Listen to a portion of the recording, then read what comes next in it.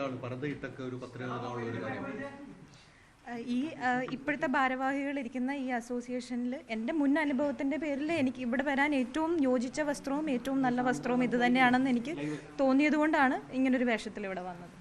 പിന്നെ എൻ്റെ പ്രതിഷേധത്തിൻ്റെ ഭാഗവും കൂടി ആയിട്ടാണ് ഇപ്പോഴും ഞാൻ ഒരു ഗൗരവകരമായ ഒരു കുറ്റം ആരോപിച്ചിട്ട് അത് പോലീസ് കുറ്റപത്രം കൊടുത്ത് കോടതിയിലിരിക്കുന്ന പ്രതികൾ 4 പേരെ പ്രതികളാക്കി പോലീസ് കുറ്റപത്രം കൊടുത്തിരിക്കുകയാണ്.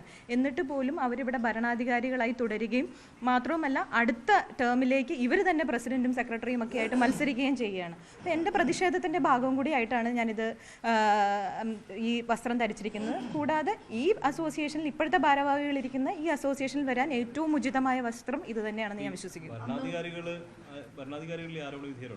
തീർച്ചയായിട്ടും ഉണ്ട്. 1-ാം പ്രതി ആൻഡോ ജോസഫ് പ്രസിഡന്റ് ആണ്, 2-ാം പ്രതി സെക്രട്ടറിയാണ് ബി രാകേഷ്.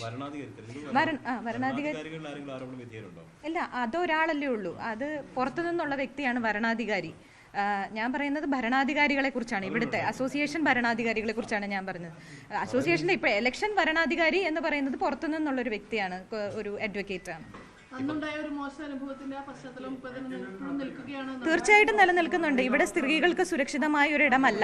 സ്ത്രീകൾക്ക് എൻ്റെ കൂടെ തന്നെ ഇപ്പം മറ്റൊരു സ്ത്രീ നിർമ്മാതാവും കൂടെ ഉണ്ട്. ഇവിടെ സ്ത്രീ നിർമ്മാതാക്കൾക്കെന്നല്ല, സ്ത്രീകൾക്ക് പൊതുവെ വരാൻ ഒരു സേഫ് ആയിട്ടുള്ള ഇടമല്ല ഇന്ന് പ്രൊഡ്യൂസേഴ്സ് അസോസിയേഷൻ.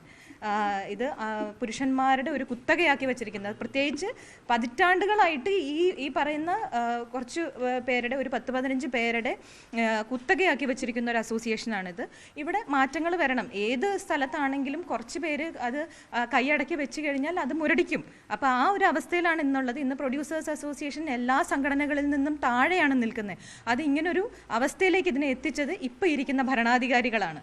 അവിടെ മാറ്റം സംഭവിച്ചെങ്കിൽ മാത്രമേ മൊത്തത്തിൽ ഇൻഡസ്ട്രി, ഒരു പ്രൊഡ്യൂസേഴ്സ് അസോസിയേഷനിൽ മാറ്റം വരുമ്പോൾ അത് പരോക്ഷമായി മുഴുവൻ ഇൻഡസ്ട്രിയുമായാണ് ബാധിക്കുന്നത്. അപ്പോൾ അത്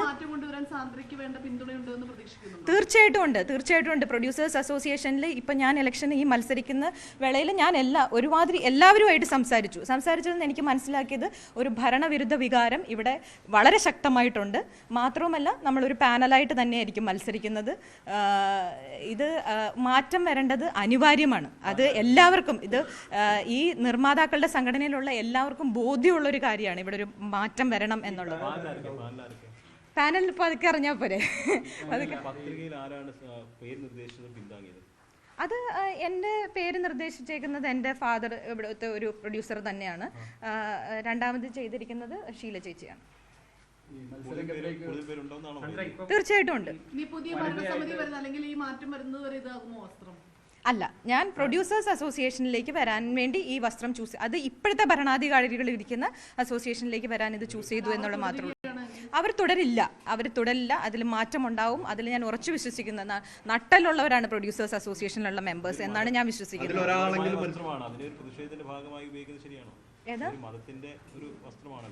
അങ്ങനെയല്ല, ഇത് അങ്ങനെ ഒരു മതത്തിന്റെ ഭാഗമാക്കേണ്ട കാര്യമില്ല. ഇത് ഇപ്പം ഞാനൊരു ക്രിസ്ത്യാനിയാണ്. അപ്പോൾ ഇത് ബൈബിളിൽ സാറ ഇട്ടിരുന്ന വേഷവും കൂടിയാണ്. അപ്പോൾ അത് നമ്മുടെ പള്ളികളിൽ പോകുമ്പോൾ ഞങ്ങൾ ഇങ്ങനെ തന്നെയാണ് പോവാറ്. അപ്പോൾ അത് ഒരു മതത്തിന്റെ ഭാഗമായി ചിത്രീകരിക്കേണ്ട കാര്യമൊന്നുമില്ല. ഇതുപോലുള്ള ഇടങ്ങളിൽ വരാൻ ഏറ്റവും ഉചിതമായ വസ്ത്രമാണ്, സ്ത്രീകൾക്ക് ധരിക്കാവുന്ന ഏറ്റവും ഉചിതമായ വസ്ത്രമായതുകൊണ്ടാണ് ഞാൻ അതിനെ. അല്ല, വേറെയും ആൾക്കാരുണ്ട്. ഇപ്പം ഷീല ചേച്ചി എക്സിക്യൂട്ടീവ് കമ്മിറ്റിയിലേക്ക് നിൽക്കുന്നുണ്ട്. അങ്ങനെ വേറെയും ആൾക്കാർ, സ്ത്രീകൾ വരും. പലർക്കും ഭയമാണ്. ഭയത്തിൽ തന്നെ പലർക്കും പുറത്തേക്ക് വന്ന് സംസാരിക്കാനും ഭയമാണ്. അത് അവർ വരുമ്പം അറിയാലോ. 3-4 പേരുണ്ടെന്നുള്ളതാണ് എൻ്റെ അറിവ്. അത് അവർ വരുമ്പോ അറിയാം. അന്നൊരു വനിത ഉണ്ടായിരുന്നു വിഷയങ്ങൾ ഉണ്ടാകുമ്പോൾ. അന്ന് എക്സിക്യൂട്ടീവ് മെമ്പറിൽ ഒരു വനിത ഉണ്ടായിരുന്നു. ഈ വിഷയങ്ങൾ നടക്കുമ്പോൾ സാന്ദ്ര വന്നു. അന്നൊന്നും ആ വനിതാ മെമ്പറിന്റെ സാന്ദ്ര ഇതിനെ കുറിച്ച് സംസാരിക്കുക, അവരിൽ ഒരു പിന്തുണ ലഭിക്കുക ഒന്നും ചെയ്തിട്ടില്ലേ? ഉണ്ട്, ഞാൻ അവരുമായിട്ട് സംസാരിച്ചിരുന്നു. ഞാൻ സംസാരിക്കുന്നതിന് മുമ്പ് തന്നെ അവരെന്നെ ഇങ്ങോട്ട് വിളിച്ച് സംസാരിച്ചിരുന്നു. അവരെന്നോട് പറഞ്ഞു എൻ്റെ നിസ്സഹായാവസ്ഥ മനസ്സിലാക്കണം.